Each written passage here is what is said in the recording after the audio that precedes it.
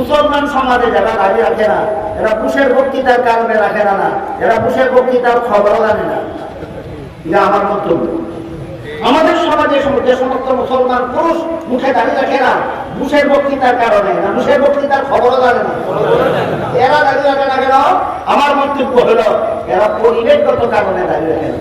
যে স্কুলে পড়তে যায় যা দেখে অন্য ছাত্ররা দাঁড়িয়ে কেন সেও দাঁড়িয়ে রাখে না। যে অফিসে চাকরি করতে যায় যা দেখে অন্য অফিসার দাঁড়িয়ে রাখে না সেও দাঁড়িয়ে রাখে না। যেই বাজারে ব্যবসা করতে যায় যা দেখে অন্য ব্যবসায়ীরা দাঁড়িয়ে রাখে না সেও দাঁড়িয়ে রাখে না। আমার কথা বুঝে থাকতে বলুন, আমাদের সমাজের যে সমস্ত মুসলমান পুরুষ মুখে দাঁড়িয়ে রাখে না, এরা কি বুশের বক্তৃতার কারণে না পরিবেশগত কারণে? 2 নম্বর মন্তব্য, পরিবেশগত কারণে যারা দাঁড়িয়ে রাখে না এদের ব্যাপারে আমার একটা সুধারণা আছে। কি বলছি? সুধারণা, সুধারণা। এদের ব্যাপারে আমার একটা সুধারণা আছে। কি সুধারণা? আমার নবী বলেছেন দাঁড়িয়ে লম্বা করো। আমার নবী বলেছেন দাঁড়িয়ে লম্বা করো। তাহলে আমার মুখের লম্বা দাড়ি নবীর পছন্দ, আর না রাখা বুশের পছন্দ। কথা পরিষ্কার। আমার মুখের লম্বা দাড়ি আমার নবীর পছন্দ, আর দাড়ি ফেলে দেওয়া বুশের পছন্দ।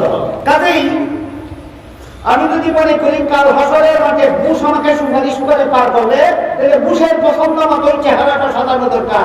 আর যদি আমি মনে করি কাল হাসরের মহাবিপদে পার হতে হলে নবীর সুপারিশের দরকার হবে, তাহলে আমার চেহারাটাকে আমার নবীর পছন্দ মতো সাজানো দরকার।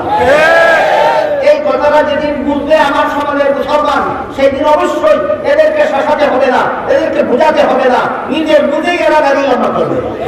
এদের ব্যাপারে আমার সুধারণা। কিন্তু আমি যে কথা বলতে চাইছি তা হলো এইটা নয় যারা লম্বা দাড়ি দেখলেই বলে সন্ত্রাসী, এরা নিঃসন্দেহে বুশের দালাল। যারা বুরকা পরিহিতা নারী দেখলেই বলে সন্ত্রাসী, এরা নিঃসন্দেহে বিশ্ব সন্ত্রাসী বুশের দালাল।